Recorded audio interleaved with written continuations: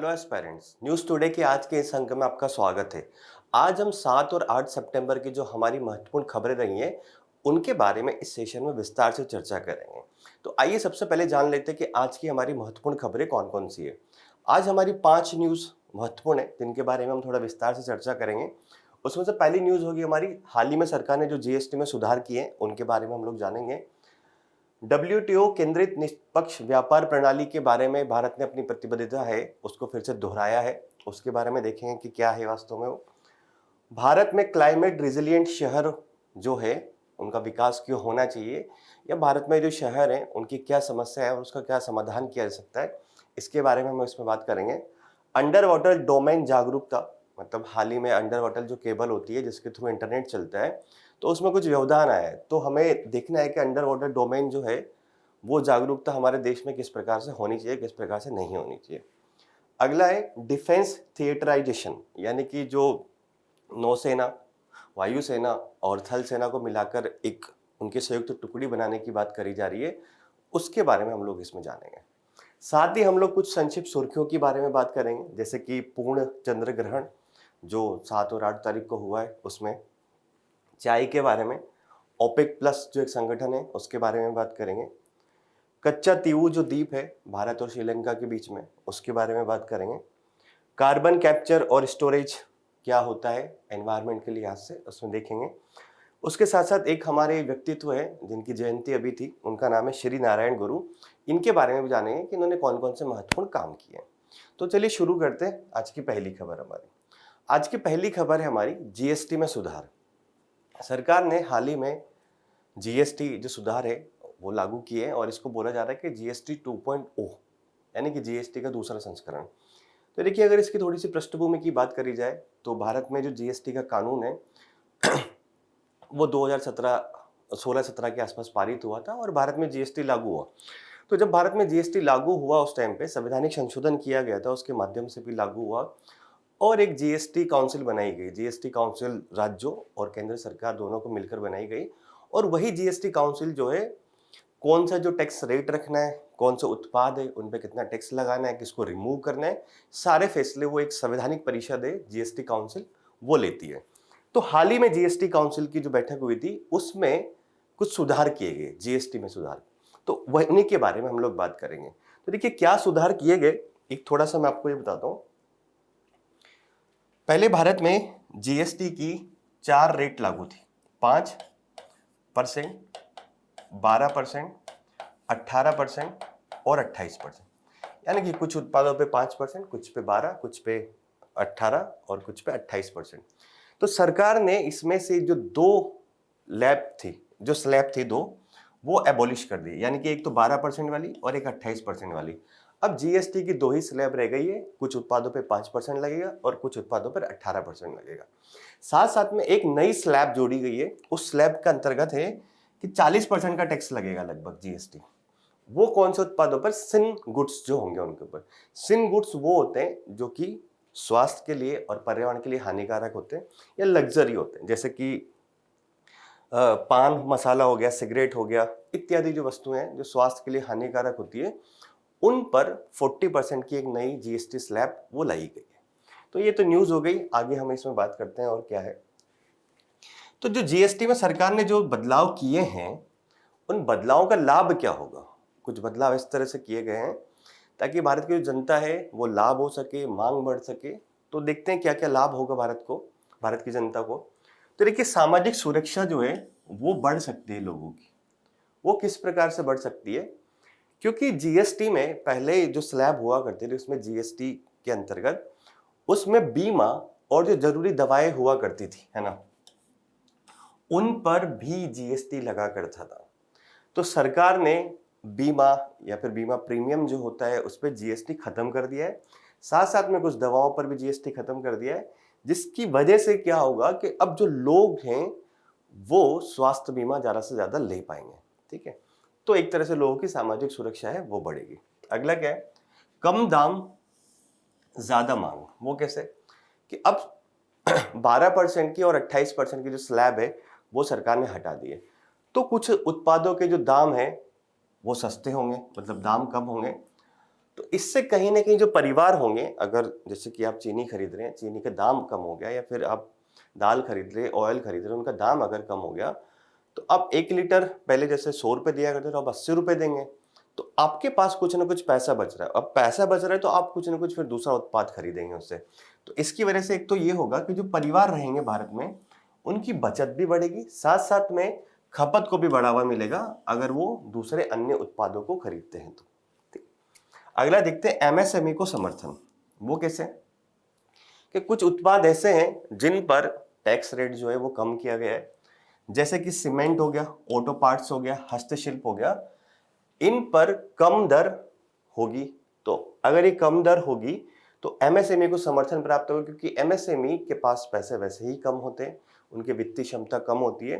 तो कहीं ना कहीं अगर ये चीजें सस्ती होंगी तो एमएसएमई उद्योगों को भारत में बढ़ावा मिलेगा, और एमएसएमई उद्योग जो भारत के अधिक प्रतिस्पर्धी होंगे, साथ साथ में लोगों को अधिक रोजगार दे पाएंगे।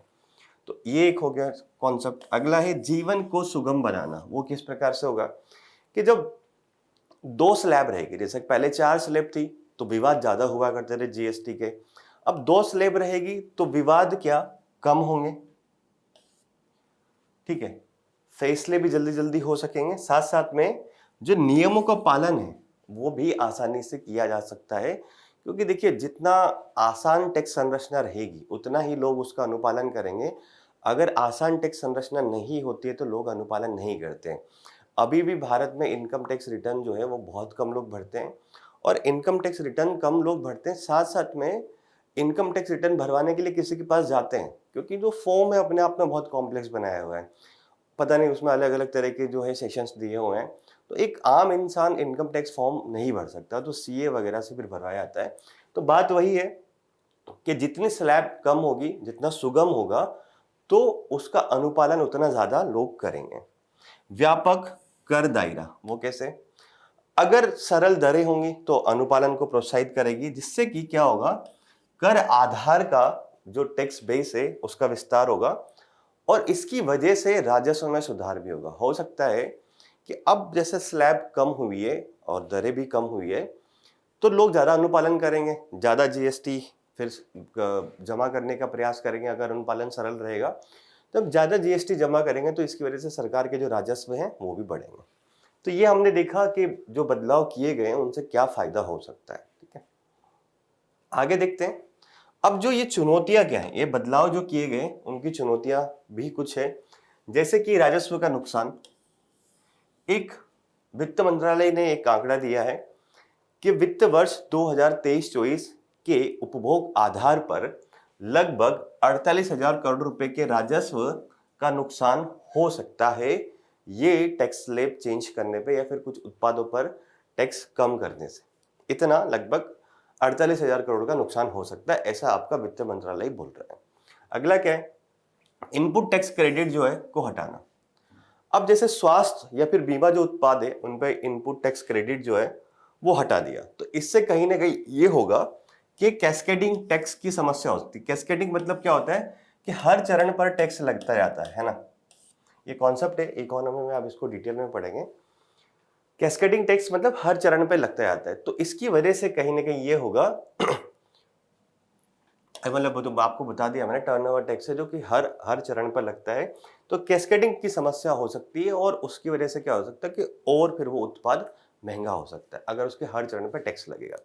अगला क्या है? राष्ट्रीय मुनाफाखोरी रोधी प्राधिकरण के पुनरुत्थान पर स्पष्टता का अभाव। देखिए जब जीएसटी लागू हुआ था तो ये प्राधिकरण बनाया गया था, मुनाफाखोरी रोधी प्राधिकरण। क्यों बनाया गया था? इसकी स्थापना का उद्देश्य ये था कि अगर सरकार जीएसटी में कमी कर रही है तो उसका लाभ उपभोक्ताओं तक पहुंचना चाहिए, सरकार का ऐसा मानना था। तो ये उस टाइम पे प्राधिकरण बनाया गया था। तो क्या है कि 2 साल के लिए स्थापित किया गया था, जिसे जीएसटी परिषद द्वारा बढ़ाया जा सकता था। मतलब शुरुआत में इसको 2 साल के लिए स्थापित किया था, अगर जीएसटी परिषद चाहती तो इसको बढ़ा सकती थी, ताकि यह सुनिश्चित किया जा सके कि व्यवसाय जीएसटी दरों में कटौती का लाभ उपभोक्ताओं तक पहुंचाए। तो ये जो मुनाफा रोधी प्राधिकरण था, इसकी संरचना और ये कैसे काम करेगा अभी बहुत स्पष्ट नहीं है नए सुधारों के बाद में। ठीक है, तो ये जो चुनौतियां भी है जो जीएसटी के सुधार करे उसके बाद। तो हमने ये पूरा एनालिसिस किया कि जो हम जीएसटी के सुधार किए भारत सरकार ने, उनके लाभ क्या हो सकते हैं, साथ साथ में उनकी चुनौतियां क्या हैं। आगे बात करते हैं। नेक्स्ट हमारी न्यूज है WTO केंद्रित निष्पक्ष व्यापार प्रणाली। ठीक है, मतलब ये विभिन्न देशों के साथ व्यापार होता हुआ दिखाया गया है इस चित्र के माध्यम से। तो क्या है, देखिए भारत जो है इंटरनेशनल इंस्टीट्यूशन जो भी रहे हैं उनके जो नियम रहते हैं उनके साथ हमेशा प्रतिबद्ध रहा है। तो भारत ने WTO के जो था कि एक स्वतंत्र मुक्त व्यापार प्रणाली होनी चाहिए विभिन्न देशों के बीच में, तो भारत ने वो प्रतिबद्धता को फिर से दोहराया। हाल ही में एक एससीओ जो था, शंघाई कोऑपरेशन ऑर्गेनाइजेशन जो है, उसके व्यापार मंत्रियों की बैठक हुई तो भारत ने फिर वही बात यहाँ बोली कि खुली, निष्पक्ष, समावेशी और भेदभाव रहित बहुपक्षीय व्यापार प्रणाली है वो होनी चाहिए। और भारत ने इस बात को फिर से असर्ट किया कि हम भी ऐसा मानते हैं और वैश्विक स्तर पर भी ऐसा होना चाहिए। देखते हैं इस प्यूरी न्यूज में क्या है। सबसे पहले यही बात कर लेते हैं कि WTO क्या है। तो WTO एक वर्ल्ड ट्रेड ऑर्गेनाइजेशन है जो कि वैश्विक स्तर पर व्यापार से रिलेटेड चीजें सारी देखता है। तो इसका मुख्यालय कहाँ है, जेनेवा में, जो जेनेवा कहाँ है, स्विट्जरलैंड में। इसकी स्थापना 1995 में की गई थी, है ना। और इससे पहले अगर 1995 में WTO की स्थापना की तो क्या इससे पहले कोई ऐसे संगठन नहीं चल रहा था जो विभिन्न देशों के बीच में व्यापार देख सकता था? चल रहा था। उसका नाम था गेट मतलब general agreement on tariff and trades, ये चला करता था। फिर इसको प्रतिस्थापित कर 1995 में मर्राकेश समझौते के साथ तहत WTO की स्थापना की गई। तो थोड़ा सा इस समझौते को ध्यान रखिएगा कि किसके तहत की गई। वर्तमान में इसके 166 देश है और भारत इसका फाउंडिंग मेंबर है। भारत शुरुआत से इसका मेंबर रहा है।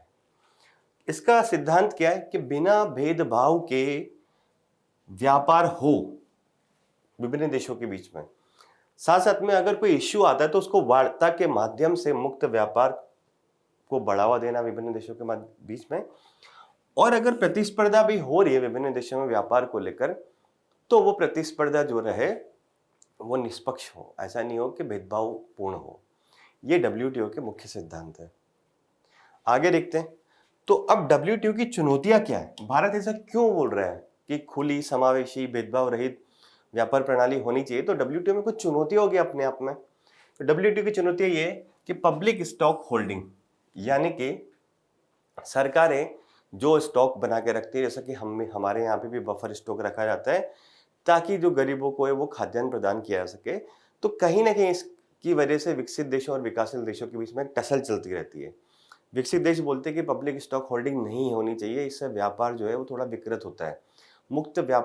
मुक्त बाजार होना चाहिए, उसके आधार पर ये सारी चीज़ें चलनी चाहिए। परंतु भारत बोलता है कि नहीं, एक तो हमारे किसानों के लिए बहुत ज़रूरी है, साथ साथ में हमारे जो लोग हैं उनको मुसीबत के समय खाना खिलाने के लिए, खाद्य सुरक्षा सुनिश्चित करने के लिए ये प्रणाली बहुत आवश्यक है। ठीक है, तो पब्लिक स्टॉक होल्डिंग के जो कार्यक्रम होते हैं वो व्यापार को विकृत करते हैं, ऐसा माना जाता है। इसके तहत सरकार किसानों से तय कीमतों पर अनाज खरीदती है। हमारे यहाँ भी यही होता है। भारत में MSP प्रणाली है, मिनिमम सपोर्ट प्राइस जो होता है। किसानों को सरकार ये श्योर करती है MSP के तहत कि मान लीजिए आपका उत्पादन हुआ और उत्पादन बहुत ज़्यादा हो गया तो ऑब्वियसली कीमतें कम होगी। तो सरकार ये अश्योर करती है कि मिनिमम सपोर्ट प्राइस के कम से कम इस सपोर्ट प्राइस पे तो हम आपसे खुद ही खरीद लेंगे, है ना। तो भारत में भी MSP प्रणाली है और लोगों का WTO में विकसित देशों का मानना है कि पब्लिक स्टॉक होल्डिंग जो है वह व्यापार को विकृत कर रही है। अगला क्या है, विशेष और विभेदक व्यवहार। अब ये प्रावधान क्या है, एक्चुअली विकसित मतलब विकासशील और अल्प विकसित जो देश हैं उनको थोड़ा सा छूट प्रदान किया गया था। इसको लेके कुछ विशेष अधिकार उनको दिए गए थे कि यार आपके पास ठीक है संसाधन कम है, आप अभी विकास की अवस्था में हो और आपका व्यापार भी बहुत ज़्यादा नहीं होता है, तो कुछ आपको विशेष अधिकार प्रदान हम लोग करते हैं कि हो सकता है कि आप पर टैरिफ कम लगाएंगे विकसित देश, है ना, या फिर कुछ तरह जी यानी कि प्रेफरेंशियल ट्रीटमेंट आपको देंगे। जैसे कि आप विकासशील देश से कोई कपड़ा विकसित देश जा रहा है या एक विकसित देश से कपड़ा दूसरे विकसित देश जा रहा है, तो हो सकता है कि जो विकासशील या अल्प विकसित देश से जो कपड़ा जा रहा है वो टैरिफ मुक्त हो, क्योंकि उस देश को आवश्यकता है, वो वैसे भी इसका मुकाबला नहीं कर पाएगा। ठीक है, तो ये है कि विशेष और विभेदक व्यवहार जो है उनको प्रेफरेंशियल ट्रीटमेंट दिया जाए। परंतु विकसित देश ये बोल रहे हैं कि अब ये प्रावधान धीरे धीरे हम लोग खत्म करने वाले हैं। विकसित, विकासशील और अल्प विकसित देशों को कोई ऐसा प्रेफरेंशियल ट्रीटमेंट नहीं मिलने वाला। तो अब जो विकासशील देश और अल्प विकसित देश इसका विरोध कर रहे हैं कि नहीं यार, ये तो फिर हमारे व्यापार जो है उसके लिए बड़ा नुकसानदायक हो जाएगा। आगे बढ़ते हैं। विवाद निपटान प्रणाली। अब देखिए, अगर दो देशों के बीच में इस किसी भी बात को लेके झगड़ा या तनाव है, कोई विवाद है किसी व्यापारिक मुद्दे को लेके, तो WTO में वो जा सकते हैं और WTO की जो विवाद निपटान प्रणाली है उसमें उसको सॉल्व कर सकते हैं। परंतु जो WTO की ये विवाद निपटान प्रणाली का अपीलिएट बॉडी जो है, यानी कि अपीली निकाय जो है, वो 2019 से फंक्शन ही नहीं कर रहा है। क्यों फंक्शन नहीं कर रहा है? क्योंकि अमेरिका ने वहां पर नियुक्तियां और पुनर्नियुक्तियों पर रोक लगा रखी है, तो WTO की अपीलेट बॉडी जो है वो फंक्शन ही नहीं कर पा रही। ठीक है, तो ऑब्वियसली WTO की इफेक्टिवनेस जो है वो कहीं ना कहीं कम होगी। भू राजनीतिक बदलाव कैसे हो रहे हैं? अब अमेरिका मनमानी तरीके से सब देशों के ऊपर टैरिफ लगाया जा रहा है, तो WTO कहाँ है इसमें? WTO तो बीच में रहा ही नहीं फिर दूर दूर तक। रूस यूक्रेन युद्ध हो रहा है, इसकी वजह से भी खाद्यान्न की और वैश्विक स्तर पर बहुत सारी चीज़ों की कीमतें बढ़ रही हैं। तो ये भू राजनीतिक चीज़ें जो हैं इसकी वजह से भी कहीं ना कहीं व्यापार में बाधा आ रही है और जो WTO की जो प्रासंगिकता है या फिर उसकी इफेक्टिवनेस है वो कम हो रही है। अन्य मुद्दे क्या है? डेटा गोपनीयता। जो कंपनियां होती है, टेक कंपनियां, वो डेटा गोपनीयता बना के रखती है, देती नहीं है जनरली, है ना। तो ये मुद्दा है एक। डेटा प्रवाह हो गया, या फिर डिजिटल जो सेवाएं हैं उस पर कराधान। जैसे कि भारत ने कुछ भी 2016 के आसपास इक्विलाइजेशन लेवी नामक एक टैक्स लगाया था कि अगर गूगल और किसी सोशल मीडिया साइट पे अगर कोई विज्ञापन देता है एक अमाउंट से ज़्यादा का, तो उसके ऊपर 2% की रेट से टैक्स लगेगा। तो डिजिटल सेवाओं पे कराधान लगाया जा रहा है, तो ये अब वो भी WTO के एम्बिट में नहीं है। जलवायु परिवर्तन हो रहा है, साथ साथ में यूरोपीय संघ का कार्बन बॉर्डर एडजस्टमेंट मैकेनिज्म जो है वो भी व्यापार को कहीं ना कहीं हानि पहुंचा रहा है। वो क्या है? यूरोपीय संघ का कार्बन बॉर्डर एडजस्टमेंट मैकेनिज्म।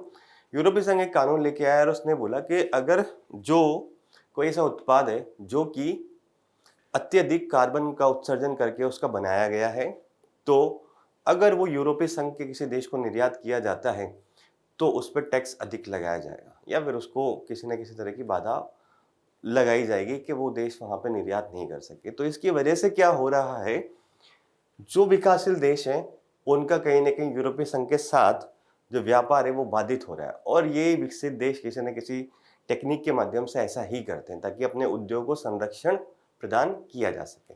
तो WTO में ये चुनौतियां विद्यमान है। तो हमने ये WTO के बारे में जाना, WTO क्या है और साथ साथ में उसकी चुनौतियां क्या है। अगला बात करते हैं अगली न्यूज़ के बारे में। अगली न्यूज़ है हमारी भारत में क्लाइमेट रेजिलिएंट शहर। ये एक वर्ल्ड बैंक ग्रुप का बनाया हुआ है कि शहर किस प्रकार का होना चाहिए। देखिए, हाल ही में आपने सुना होगा कि पंजाब और हिमाचल जो है वहाँ पे बाढ़ काफ़ी ज़्यादा मात्रा में आ रही है और शहर जो है, शहरों में भी बाढ़ आ रही है। कुछ टाइम पहले चेन्नई, पुणे आपके और बॉम्बे इत्यादि जो शहर है, आधुनिक शहर जो है, उनमें भी बाढ़ आ रही थी। तो ये हो रहा है कि अब शहरी आबादी तो टाइम के साथ बढ़ती जा रही है। जैसे कि शहरी आबादी 2020 में 480 मिलियन थी, जो कि 2050 तक बढ़कर लगभग दोगुनी या फिर 951 मिलियन हो सकती है। तो अगर जब ये शहरी आबादी बढ़ रही है और आपके जो शहर है वो क्लाइमेट के प्रति सुबह ज़्यादा है, सेंसिटिव ज़्यादा है, वहाँ पे बाढ़ आ रही है, वहाँ पे गर्मी के टाइम पे हीट आइलैंड का विकास हो जा रहा है, तो कहीं ना कहीं हमें अब यह आवश्यक है कि हमें क्लाइमेट रेजिलिएंट शहर, यानी कि अगर कोई चरम मौसमी घटना आती है तो वो जो शहर है उसको झेल पाए, वहाँ के लोगों की सुरक्षा हो सके, इस तरह के शहरों के निर्माण करने की आवश्यकता है हमें भारत में। आगे देखते हैं क्या है। तो अब इस न्यूज़ में एनालिसिस यही है कि जो भारत के जो शहर हैं उनकी चुनौतियां क्या है, साथ साथ में समाधान क्या है। तो एक एक करके देखते जाते हैं। सबसे पहली चुनौती भारत के शहरों के सामने बाढ़। बाढ़ अभी आ ही रही है जगह जगह। अर्बन फ्लड का कॉन्सेप्ट अभी पिछले 4-5 सालों में डेवलप हुआ है। पहले अर्बन फ्लड बहुत नहीं आया करती थी, मतलब शहरी क्षेत्रों में फ्लड बहुत नहीं आया करती थी। अब भी ये कॉन्सेप्ट डेवलप हो रहा है धीरे धीरे करके ना, क्योंकि शहरी क्षेत्रों में भी बाढ़ आती जा रही है विभिन्न कारणों की वजह से। तो बाढ़ 2070 तक 2/3 शहरी आबादी बाढ़ की चपेट में आ सकती है, ऐसा आंकड़ा है। 2/3 शहरी आबादी अपने आप में बहुत बड़ी आबादी है, और जो अवसंरचना है या फिर उद्योग है उसकी वजह से बाढ़ की वजह से लगभग 30 अरब डॉलर का नुकसान भी हो सकता है। तो एक आबादी भी प्रभावित हो रही है, साथ साथ में आर्थिक नुकसान भी हो रहे हैं। तो समाधान क्या किया जाए? अब शहरों में बाढ़ क्यों आती है? आपने दिल्ली में देखा होगा या किसी शहर में देखा होगा, ड्रेनेज सिस्टम बहुत अच्छा नहीं है। पानी अगर आता है, एकदम से पानी गिरता है तो ड्रेनेज नहीं है, थैली फंसी हुई है, या फिर ड्रेनिंग सिस्टम को बारिश से पहले सुधारा नहीं गया, तो ड्रेनेज सिस्टम खराब होने की वजह से वो पानी निकल नहीं पाता है और फिर शहरों में बाढ़ आ जाती है। प्रकृति आधारित समाधान हमें अपनाने पड़ेंगे। तो प्रकृति आधारित समाधान क्या होगा कि शहरों में पेड़ पौधे लगाए जाए ताकि जो वायु प्रदूषण है उससे निपटा जा सके। तो प्रकृति आधारित समाधान भी हमें करने पड़ेंगे। बाढ़ चेतावनी प्रणाली का विकास करना की आवश्यकता है ताकि समय रहते जो लोग हैं उनको सुरक्षित स्थानों पर पहुंचाया जा सके। तो इसके लिए कोलकाता शहर हेतु बाढ़ पूर्वानुमान एक मॉडल विकसित किया गया, तो वो अन्य शहरों के लिए भी लागू किया जाना चाहिए कि जो शहर है उसमें कहीं ना कहीं बाढ़ का पूर्वानुमान हो। ठीक है, आगे देखते हैं।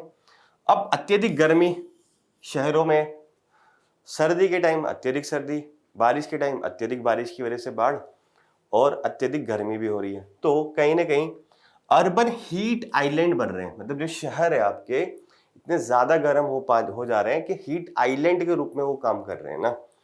का प्रभाव शहरी तापमान को 3 से 5 डिग्री सेल्सियस तक बढ़ा रहता है। मतलब शहरी क्षेत्रों में देखिए, आपने देखा होगा पेड़ पौधे नहीं है, कंक्रीट की संरचना है पूरी की पूरी, एक बार गर्म हो गई तो उसे ठंडा होने का नाम नहीं लेती है। तो इसकी वजह से कहीं ना कहीं जो टेम्परेचर है वो शहरों का ज्यादा बढ़ जाता है गर्मी के टाइम पे।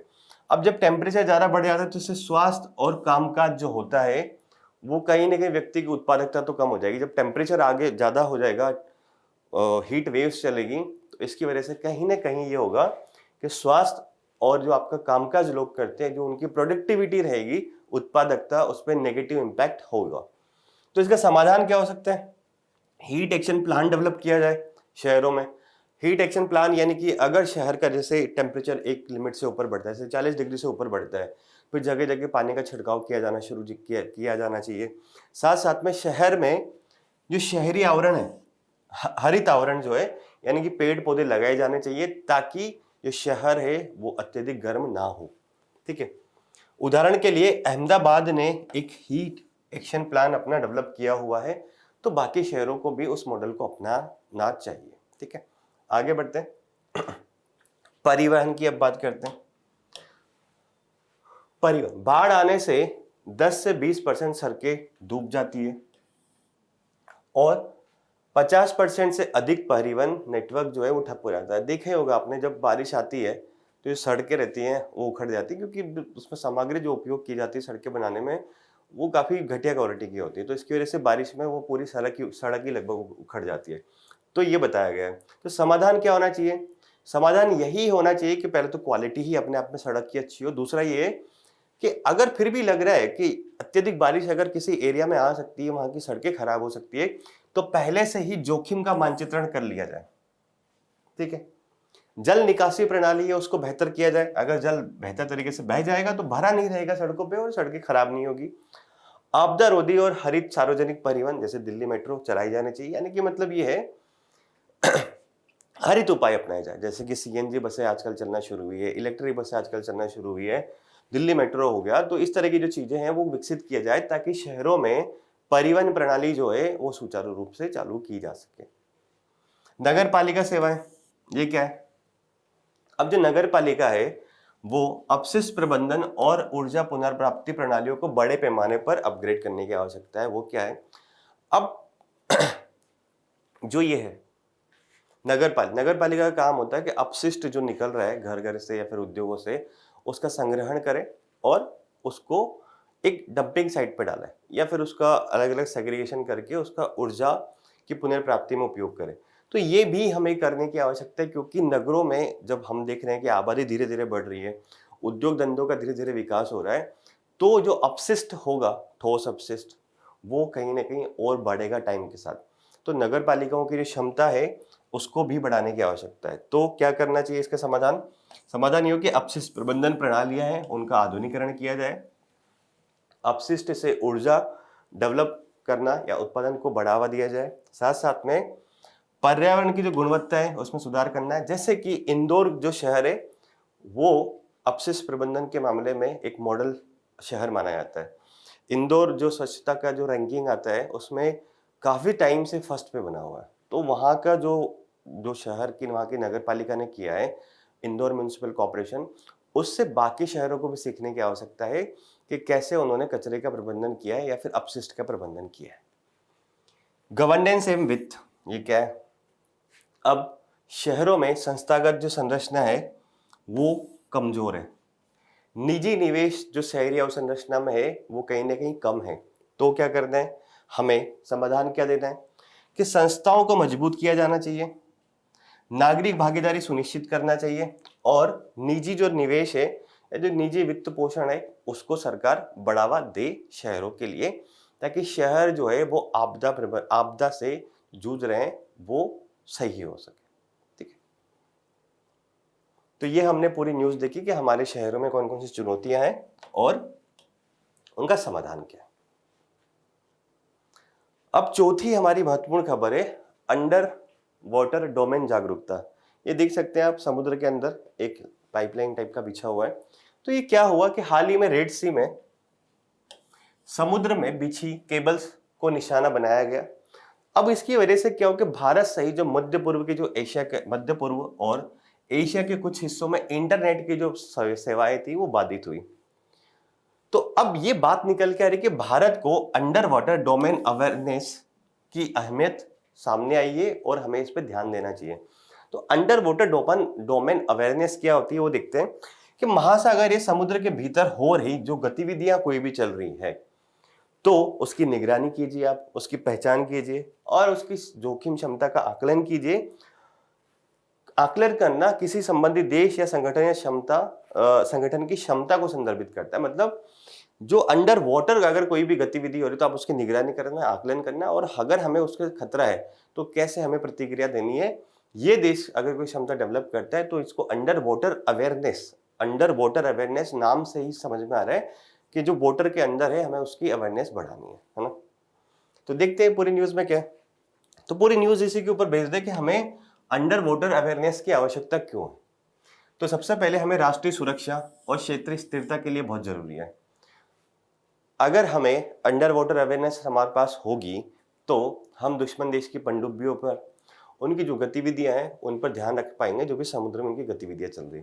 जैसे कि चीन ने अंडर वाटर ग्रेट वॉल परियोजना एक बनाई है। इस परियोजना के तहत चीन क्या कर रहा है कि दक्षिण चीन सागर में चीन ने समुद्र में बहुत सारे सेंसर्स लगाए हैं। उन सेंसर्स के माध्यम से वो हवाई जहाज, पनडुब्बी या फिर कोई शिप है उस पर नजर रख सकता है और पता लग सकता है। और अगर उसको लगता है कि हमारी राष्ट्रीय सुरक्षा के लिए खतरा है या फिर हमारे ऊपर हमला हो सकता है या उसकी जासूसी करनी है तो कहीं ना कहीं वो प्रतिक्रिया चीन उस हिसाब से कर सकता है। तो भारत को भी इस प्रकार से कुछ चीजें करनी चाहिए। महत्वपूर्ण अवसंरचना की जो सुरक्षा उसके लिए जरूरी है, क्योंकि हमारी जो महत्वपूर्ण अवसंरचना है वो सी में है तो उसकी सुरक्षा के लिए बहुत जरूरी है। जैसे कि सबमरीन कम्युनिकेशन केबल्स जो फाइबर ऑप्टिकल केबल होती है से वैश्विक इंटरनेट ट्रैफिक का 95% से अधिक संचालित होता है। मतलब वैश्विक स्तर पर जो इंटरनेट ट्रैफिक जो होता है वो सबमरीन कम्युनिकेशन केबल के माध्यम से संचालित होता है 95% के आसपास। तो इस वजह से हमें उसकी सुरक्षा के लिए जरूरी है। अगर उस पर कोई हमला हो जाता है या उसको कोई नुकसान पहुंचता है तो हो सकता है कि इंटरनेट का परिचालन बाधित हो सकता है। ठीक है, तो ये थोड़ा सा अब इसके बारे में बताया कि ऑप्टिकल केबल क्या होती है। देखिए फाइबर ऑप्टिक्स केबल जो होती है वो टोटल इंटरनल रिफ्लेक्शन यानी कि पूर्ण आंतरिक परिवर्तन जो होता है उसके सिद्धांत के ऊपर काम करती है अपना। ठीक है, और उसमें ये होता है कि कांच या प्लास्टिक फाइबर के तंतु जो होते हैं उसके माध्यम से प्रकाश की पल्स के रूप में डेटा ट्रांसमिट होता है। मतलब आप ये ध्यान रखिए, खाली ये एक चीज ध्यान रखने वाली महत्वपूर्ण है कि फाइबर ऑप्टिक्स केबल से उसकी वजह से वो उसमें कौन सा चीज उपयोग होता है, टोटल इंटरनल रिफ्लेक्शन। ये प्रीलिम्स में कभी भी आ सकता है। ठीक है, बाकी आगे बढ़ते हैं। भारत के लिए अब चुनौतियां क्या है। तो एक सेकेंड, हमें सुरक्षा की, अंडर वाटर अवेयरनेस की क्यों आवश्यकता है? एक तो हमने देखा इन 2 कारणों की वजह से। और अब हमारी अंडर वाटर अवेयरनेस हमारे पास क्यों नहीं है, वो चुनौती क्या है, उसके बारे में बात करते हैं। तकनीकी अंतराल, यानी कि हमारे पास मानव रहित अंडर वाटर व्हीकल नहीं है, या हम उसका विकास के करने के प्रारंभिक चरण में, अगर हमारे पास अंडर वाटर जो व्हीकल नहीं होंगे मानव रहित, तो हम कैसे उनको देख पाएंगे या फिर अवेयरनेस मतलब वहां की निगरानी कर पाएंगे। डीआरडीओ जैसे कि एक फॉस्फोरिक एसिड ईंधन सेल आधारित वायु स्वतंत्र प्रणोदक प्रणाली लिथियम आयन, मतलब ये कहना चाह रहा है कि डीआरडीओ जिस तकनीक का उपयोग कर रहा है अंडर वाटर मानव रहित अंडर यूयूवी में, यानी कि मानव रहित अंडर वाटर व्हीकल में, तो उसमें फॉस्फोरिक एसिड ईंधन सेल का उपयोग किया जा रहा है, जो कि कहीं ना कहीं लिथियम आयन ईंधन जो होता है सेल की तुलना में कमतर होता है, मतलब थोड़ा उसे कमजोर है कहीं ना कहीं, ये कहने की बात है। तो इस वजह से हम इस तकनीकी अंतराल है और हम उससे पीछे हैं। अब एक भारत इलेक्ट्रॉनिक्स लिमिटेड जो है बीईएल का मानव रहित सरफेस व्हीकल, मतलब एक तो ये हो गया अंडर वाटर, एक हो गया मानव रहित सरफेस व्हीकल जो समुद्र की सरफेस के ऊपर रहेगा। केवल अगर वो डेवलप किया गया है तो 30 किलोग्राम पेलोड ही वहन कर सकता है, वो इससे ज्यादा नहीं कर सकता, तो उसकी क्षमता काफी कम है ना। और इसे बाथीमेट्रिक सर्वेक्षण के लिए डिजाइन किया है, परंतु उसकी क्षमता बहुत कम है। देखिए बाथीमेट्रिक जो सर्वेक्षण होता है, इसका अर्थ ये है कि तालाब, झील या समुद्र की जो सतह है उसका सर्वेक्षण करना। तो हमारे पास ऐसा है, उस सरफेस के ऊपर हम लोग चलाएंगे और कहीं ना कहीं अंदर का थोड़ा सा सर्वेक्षण कर सकते हैं, परंतु उसकी क्षमता बहुत कम है।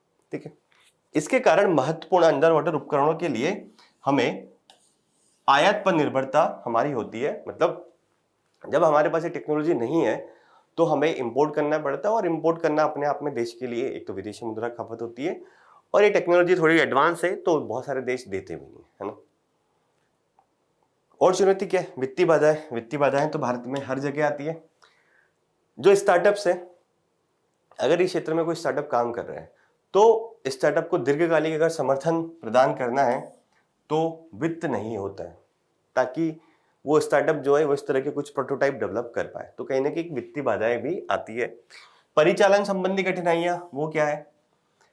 अब परिचालन संबंधी कठिनाई क्या है कि भारत की जो तट रेखा है वो अपने आप में बहुत ज्यादा विशाल है, तो ऐसा नहीं है कि हमें एक दो अंडर वाटर व्हीकल से काम चल जाएगा, हमें बहुत सारे डेवलप करने पड़ेंगे।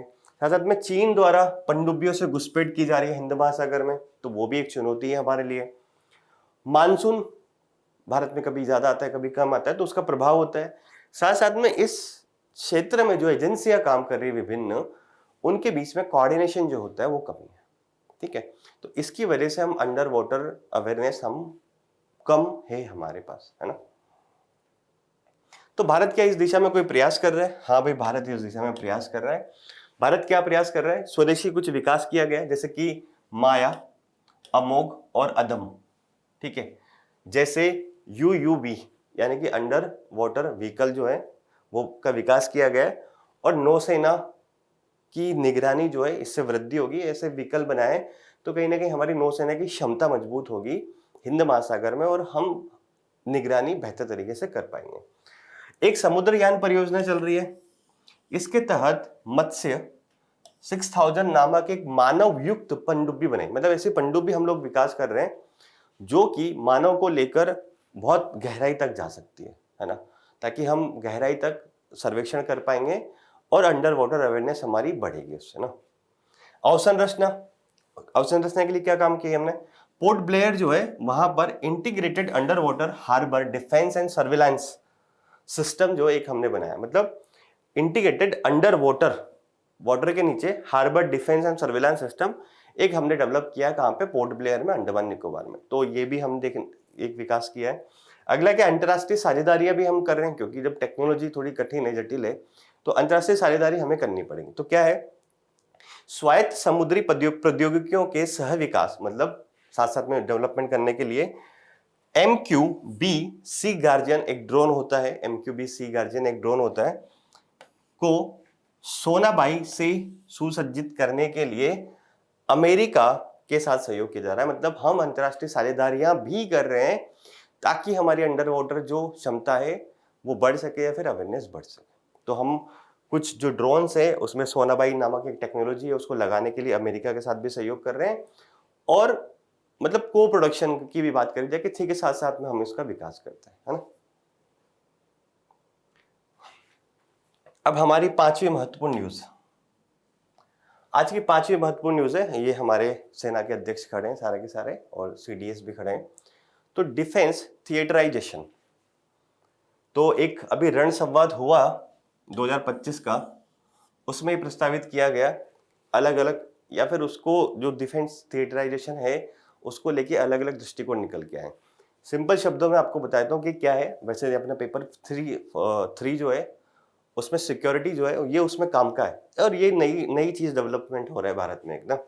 देखिए, ये वायुसेना, ये नौसेना, ये थल सेना, सबके जवान एक साथ होंगे। इनके पास टैंक भी होंगे, इनके पास जहाज भी होंगे, और इनके पास क्या होंगे, एयरप्लेन्स भी होंगे, फाइटर प्लेन्स भी होंगे। तो ऐसी सेना की टुकड़ी डेवलप करी जाएगी और उसकी विशेष भौगोलिक क्षेत्र में या फिर सीमा पर उसकी तैनाती की जाएगी, ताकि हमारी जो रक्षा क्षमता है वो बेहतर हो सके और सभी सेनाओं के बीच में कोऑर्डिनेशन हो सके, और जो हमारे पास संसाधन है उसका इष्टतम उपयोग किया जा सके इसके लिए। ठीक है, अब आगे बढ़ते हैं, टेक्निकल टर्म्स में देखते हैं वास्तव में क्या है। तो थिएटराइजेशन एक ऐसी योजना है जिसके तहत थल सेना, नौसेना और वायुसेना की क्षमताओं और संसाधन को एकीकृत कर भौगोलिक क्षेत्रों के आधार पर विशिष्ट कमांड के अंतर्गत रखा जाता है उनको, ताकि वे एकल या एकीकृत कमान संरचना के अधीन कार्य कर सके। जिसमें मैंने आपको जो सिंपल वर्ड्स में बताया वो यही है कि हमारे जो रक्षा के जो संसाधन है, या मानव संसाधन या फिर जो डिफेंस इक्विपमेंट्स हो गए, उनका इष्टतम उपयोग करने के लिए हम सभी सेनाओं को मिलाकर एक डेडिकेटेड जो है वो बनाए, कमांड बनाए। ठीक है, और नेतृत्व कैसे होगा, जैसे कि अगर उसको स्थल पर तैनाती करनी है, मान लीजिए भारत पाकिस्तान बॉर्डर पर तैनाती करनी है, तो वहां मेनली थल सेना काम करेगी, तो थल सेना के हाथ में कमान रहेगी। अगर हमें हिंद महासागर के आसपास के क्षेत्र के पास अगर तैनाती करनी है, तो वहां पर आपकी जो नौसेना है वो ज्यादा एक कमांडिंग पोजीशन में रहेगी। इस तरह का हम एक बनाने का प्रयास कर रहे हैं, उसको बोलते हैं थिएटर कमांड भी बोलते हैं, एकीकृत थिएटर कमांड, है ना। तो आजादी के बाद भारत में होने वाला सबसे बड़ा सैनिक पुनर्गठन होगा ये, जिसका उद्देश्य मौजूदा 17 सर्विस स्पेसिफिक कमांड्स की प्रणाली को बदलना और संयुक्त थिएटर प्रणाली। अब ये क्या है, क्या हमारे पास अभी क्या है, 17 सर्विस स्पेसिफिक, यानी कि नौसेना की अलग, वायुसेना की अलग और थल सेना की अलग, ऐसे ही हमारे पास 17 स्पेसिफिक कमांड्स है अभी। तो अब हम ये कोशिश करते हैं कि सभी को मिलाकर एक संयुक्त कमांड बनाई जाए अलग अलग प्रकार की, और अलग अलग क्षेत्रों में उनकी तैनाती की जाए। ठीक है, तो संयुक्त थिएटर कमांड की स्थापना की जिम्मेदारी जो है वो किसके पास है, डिपार्टमेंट ऑफ मिलिट्री ऑपरेशंस यानी कि अफेयर्स उनके पास है।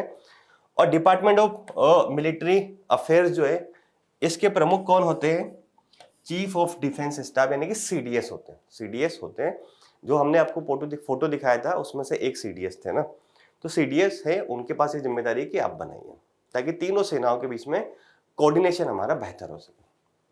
आगे बढ़ते हैं, परंतु इससे जुड़ी चुनौतियां क्या है, थिएटराइजेशन से जुड़ी चुनौतियां क्या है, उनके बारे में बात करते हैं।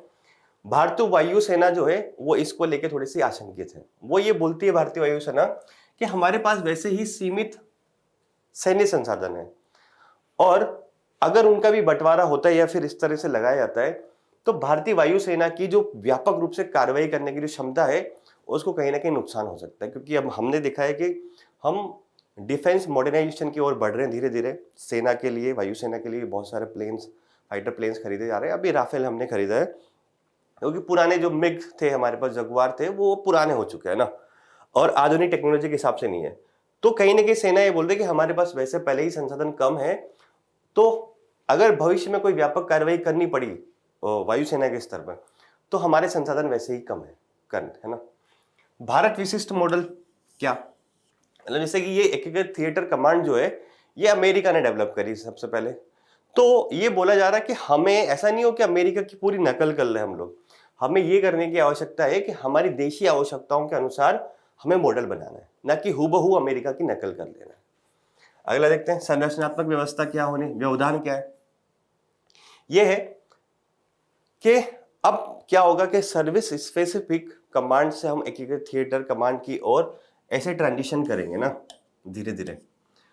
तो अगर इस ट्रांजिशन के दौरान मान लीजिए किसी देश का आक्रमण हो गया हमारे ऊपर या आतंकवादी हमला हो जाता है, तो कहीं ना कहीं हमारी जो युद्ध की तैयारी पर नकारात्मक इंपैक्ट बढ़ सकता है इस ट्रांजिशन फेज के दौरान, है ना।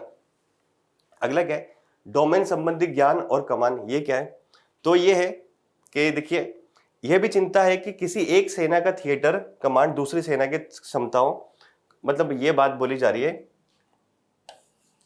जैसे कि आपने सभी सेनाओं को एक साथ मिक्स किया, तो हो सकता है कि जो थल सेना वाले वायुसेना की आवश्यकताओं को बहुत प्रॉपर तरीके से समझा नहीं, या वायुसेना वाले नौसेना की नहीं समझे, तो कहीं ना कहीं ये भी समझ अगर नहीं होगी तो समन्वय या कोऑर्डिनेशन में दिक्कत आ सकती है एकीकृत थिएटर कमांड में। लागत और औद्योगिक आधार क्या है, तो ये है कि ये आशंका है कि ये बहुत ज्यादा खर्चीला है आपका क्या थिएटराइजेशन, एकीकृत थिएटर कमांड जो हम जो बनाएंगे, और अभी पता नहीं है कि एकीकृत थिएटर कमांड जब बन जाएगा तो उसका परिणाम क्या निकलेगा क्या नहीं निकलेगा, है ना। परिणाम अभी प्रभावी हो पाएंगे नहीं हो पाएंगे ये साफ नहीं है, तो अगर उसके ऊपर इतना पैसा खर्च किया जाएगा या चीजें खर्च करी जाएंगी तो कहीं ना कहीं भारत की जो एक तरह से राजस्व चीजें हैं उनको थोड़ा सा नुकसान हो सकता है। साथ साथ में क्या है कि भारत की जो डिफेंस प्रोडक्शन है स्वदेशी वाला वो भी इतना सशक्त नहीं है कि जो सुधार किए जाएंगे इनका पूरा भार वहन कर सके, या फिर जो एकीकृत थिएटर कमांड बनाई जाएगी उसको सारे के सारे इक्विपमेंट्स प्रदान कर सके। ठीक है, तो ये हमने जाना। एक चीज और है, तो अगर चुनौतियां हैं तो कुछ महत्व भी होगा, तभी तो इसके बारे में बात करी जा रही है। तो महत्व क्या है कि सैन्य बलों में थोड़ा सा बेहतर समन्वय हो पाएगा और जो संसाधन है उनका इष्टतम उपयोग हो जाएगा, ये मैंने आपको शुरू में बता दिया। दोहराव कम होगा और खर्च कम हो सकता है।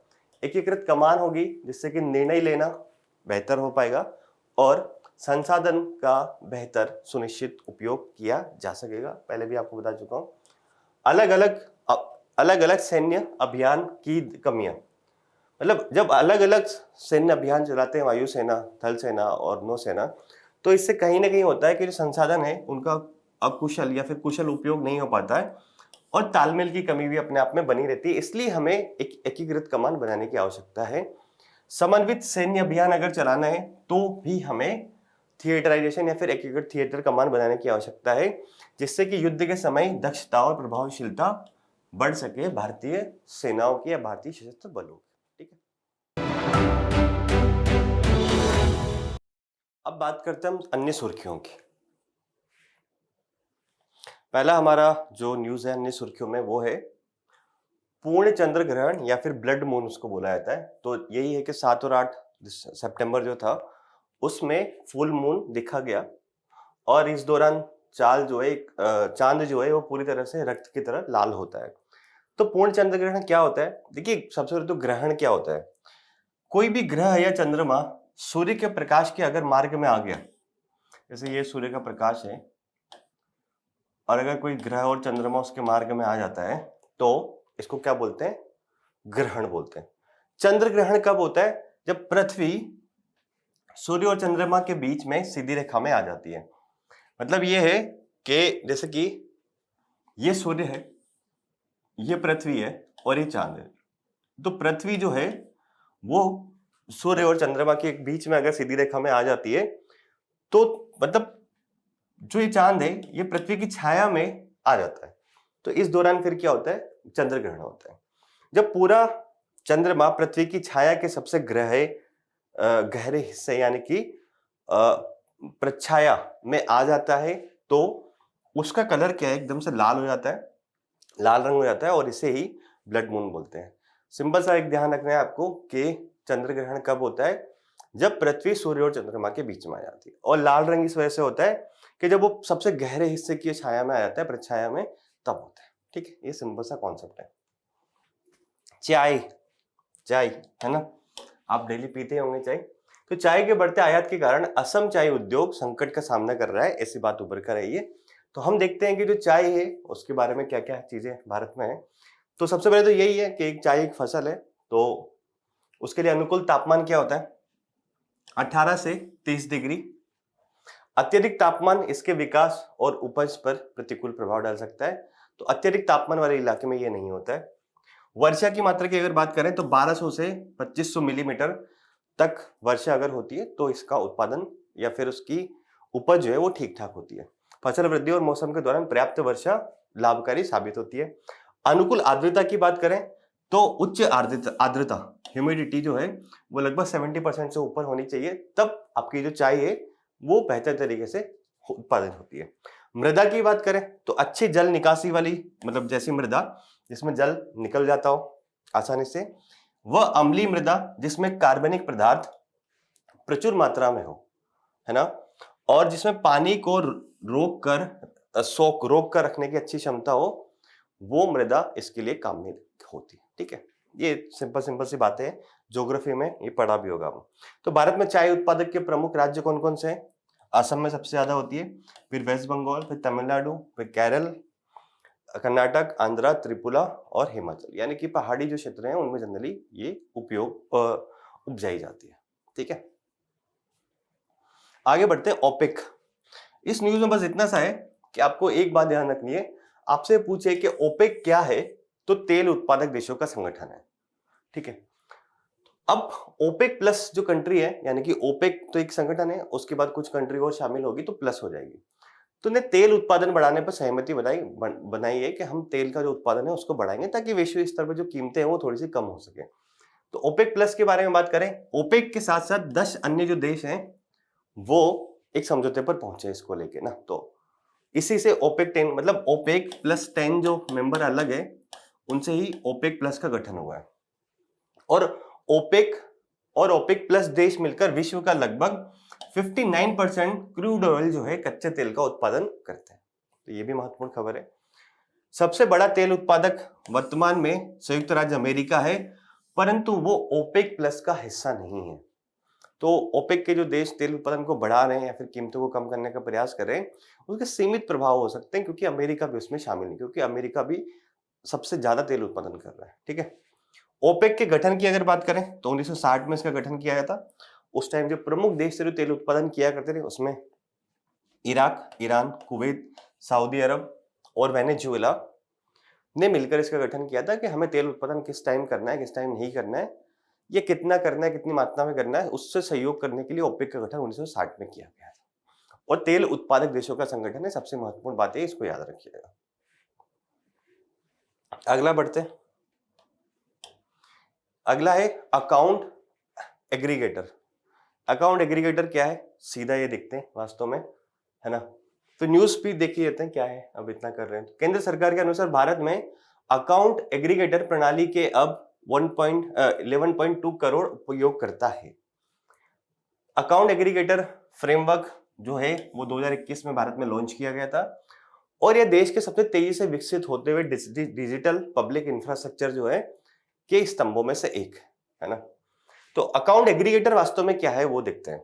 तो ये भारतीय रिजर्व बैंक जो है आरबीआई द्वारा लाइसेंस प्राप्त संस्थाएं होती है अकाउंट एग्रीगेटर। ये वे सहमति प्राप्त करके, मतलब ये जो अकाउंट एग्रीगेटर होते हैं ये सहमति प्राप्त करके वित्तीय डेटा को संग्रहित करते हैं और वित्तीय संस्थाएं जो होती हैं उनके साथ साझा करते हैं।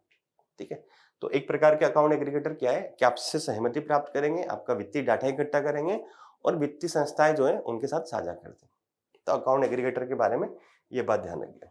अब एक अगली न्यूज है कच्चा तीवू द्वीप के बारे में।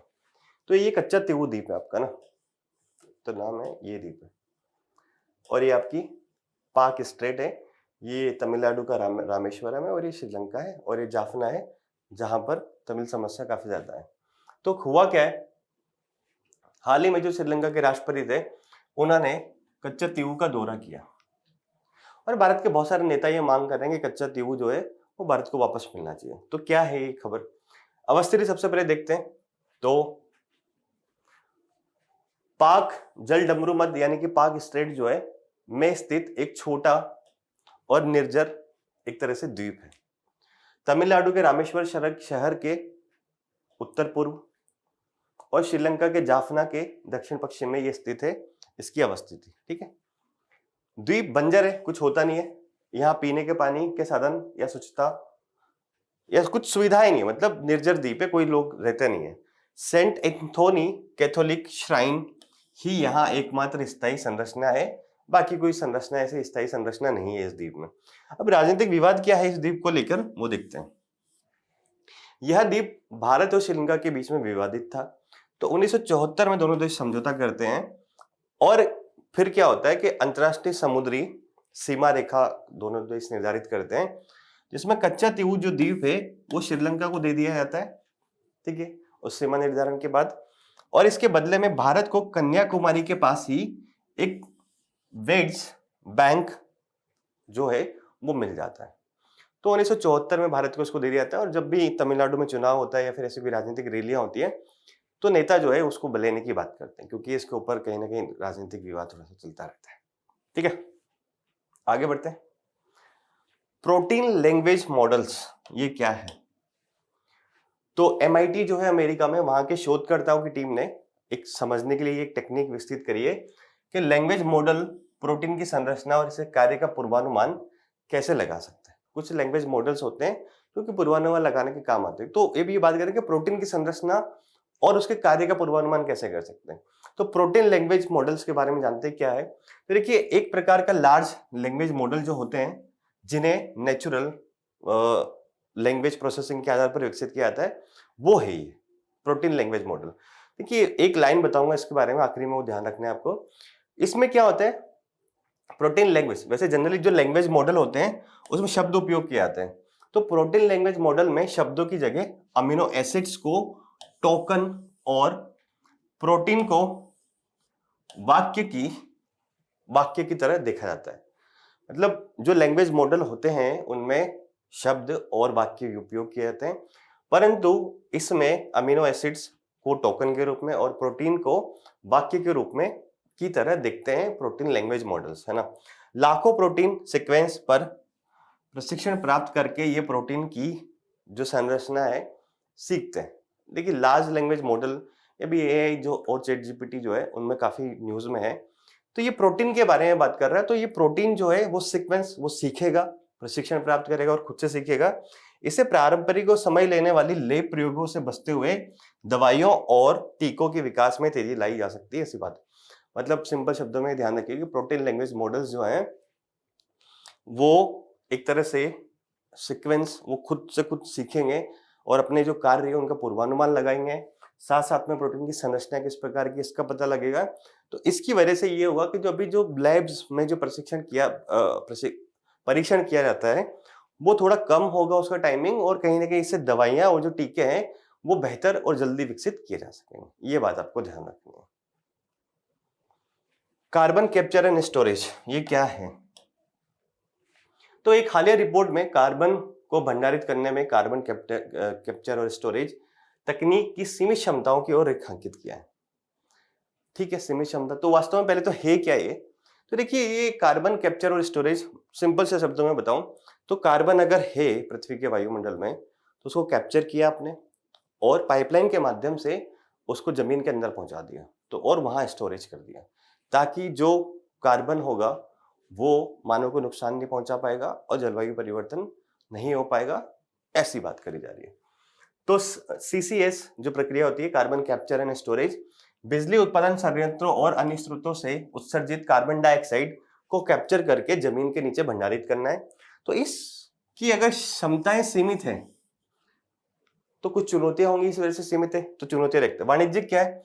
सबसे पहले तो ये तकनीक जो है अपने आप में बहुत महंगी है, ठीक है। अब भंडारण, अगर भंडारण को नीचे करना है तो भूवैज्ञानिक संरचनाओं की CO2 भंडारण जो क्षमता है, यानी कि जो पृथ्वी के जो नीचे जो संरचना है उसकी CO2 भंडारण क्षमता भी अपने आप में सीमित है और सभी स्थल लंबे समय तक इसके भंडारण के लिए उपयुक्त नहीं है। तो अब जहां भंडारित कर रहे हो उनकी भी क्षमता भी सीमित है ना। पृथ्वी केवल लगभग 1460 बिलियन टन का CO2 ही सुरक्षित रूप से जमीन के नीचे भंडारित कर सकती है, ऐसा आंकड़ा आया है, ठीक है। तो मतलब जो जन संरचना में आप CO2 को कैप्चर करके भंडारित करने जा रहे हो उनकी क्षमता भी अपने आप में सीमित है। अब बुनियादी ढांचा क्या है? CO2 को ले जाने के लिए पाइपलाइन बनाने और रख रखाव की जो लागत होती है वो बहुत अधिक होती है। जनता के विरोध का भी सामना करना पड़ता है, क्योंकि अब जब किसी जगह पे अगर आप स्टोरेज कर रहे हो तो जमीन अधिग्रहण करना पड़ेगा, तो कहीं ना कहीं इससे जनता विरोध करती है वहां के ना। CO2 के दुष्प्रभाव, अगर पाइपलाइन आपने डाला, उसमें जंग लग गया या फिर वो पाइपलाइन जो खराब हो गई, क्षरण हो गया, रिसाव हो गया, तो इसकी वजह से क्या होगा, कहीं ना कहीं CO2 फिर बड़ी मात्रा में उत्सर्जित हो सकती है उस पाइपलाइन से। ठीक है, इस सबसे बड़ी बात तो इसमें यह है कि इस न्यूज के बारे में या फिर इसी टॉपिक को लेके यूपीएससी ने हाल ही में जो 2025 का मेंस कंक्लूड हुआ है उसमें एक सब क्वेश्चन पूछ लिया है। क्वेश्चन क्या है, कार्बन अवशोषण यानी कि वही देखा हमने, कैप्चर, उपयोग और भंडारण यानी कि CCUS से आशय क्या है। आशय हमने देखा कि क्या होता है, जलवायु परिवर्तन से निपटने में CCUS की संभावित भूमिका क्या हो सकती है। ये जलवायु परिवर्तन या क्लाइमेट चेंज से संबंधित करके इसको पूछा है। तो 150 शब्दों में इसका उत्तर देना था और 10 मार्क्स का ये क्वेश्चन था। पेपर 3 में ये क्वेश्चन आया था एनवायरमेंट वाले पोर्शन में, क्वेश्चन नंबर 7 था ये, जहां तक मुझे पता है, तो इंपॉर्टेंट चीज है ना। अब अगला है साक्षी संरक्षण स्कीम 2018।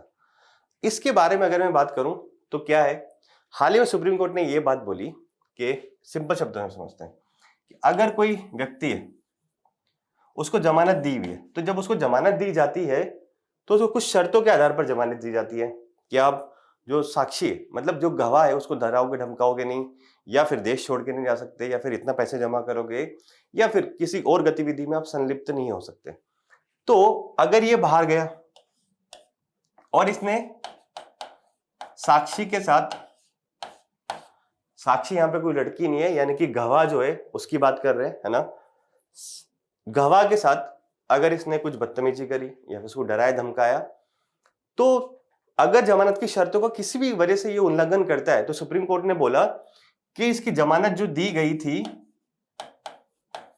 इसको रद्द कर देंगे। ठीक है, ये रद्द कर देंगे, ये बात हुई। तो ये जिसकी जमानत रद्द करी जा रही है वो ये क्लेम नहीं करेगा कि कोई बात नहीं, जो आपका साक्षी है, जो गवाह है, उसको तो साक्षी संरक्षण स्कीम के तहत ऑलरेडी प्रोटेक्शन है ना, तो मैं कि उसको कैसे उसको डरा या धमका सकता हूं। तो अगर आप कुछ भी उल्लंघन कर रहे हैं तो आपका सुप्रीम कोर्ट, मतलब कोर्ट जो है, आपकी जमानत याचिका रद्द कर सकता है बाद में। तो ये स्कीम क्या है, ये स्कीम जो है देखिए गृह मंत्रालय के अंतर्गत है, और सिंपल सी बात यह है कि न्याय प्रणाली को सुचारू बनाना है। जो गवाह होता है, जिसने साक्ष्य यानी जिसने देखा है क्राइम होते हुए, वो गवाह देने आए बिना डराए धमके, और न्याय जो है वो स्थापित हो पाए।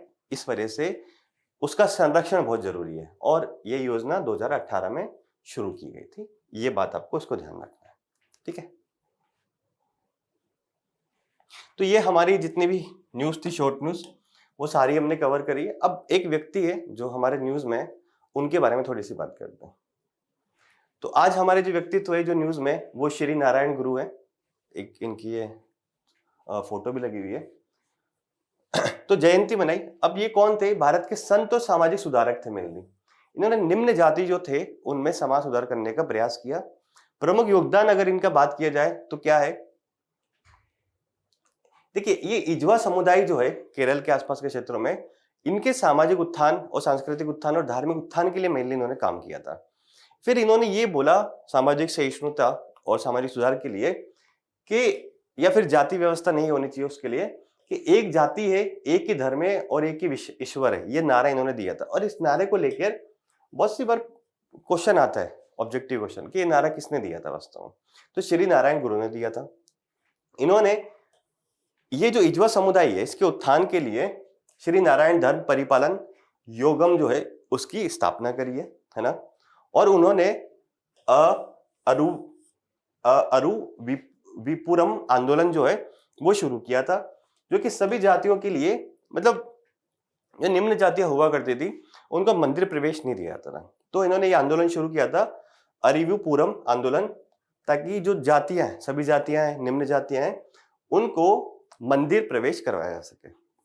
एक त्रावणकोर जो है वहां पर एक आंदोलन हुआ था, वाईकोम सत्याग्रह, वो भी मंदिर प्रवेश को लेके था। तो वो एक जो आंदोलन था उसको भी इन्होंने समर्थन किया था कि मंदिर प्रवेश होना चाहिए निम्न जातियों का भी, है ना। ओम सहोदरयम सर्वत्र, यानी कि सभी मनुष्य ईश्वर की नजर में समान है के सिद्धांत के आधार पर एक आश्रम की स्थापना की थी। मतलब इनका मुख्य यही था कि क्यों जाति व्यवस्था के आधार पर आप लोगों को शोषण करते हो, या ब्राह्मणवादी विशेषाधिकार क्यों है। तो उन्होंने बोला कि सभी ईश्वर की नजरों में समान है और ये सब चीजें जो है वो इंसानों की बनाई हुई है। अब जो ये इन्होंने सारे काम किए, इनसे क्या मूल्य हम सीख सकते हैं अगर इथिक्स में लिखने को आए, तो समानता सीख सकते हैं, अहिंसा सीख सकते हैं, करुणा सीख सकते हैं, सत्यनिष्ठता, साहस इत्यादि जो चीजें हैं वो श्री नारायण गुरु से सीखी जा सकती है। और सबसे महत्वपूर्ण ये इनका ध्यान रखना, ये विचार या का इन्होंने प्रचार प्रसार किया था। ठीक है,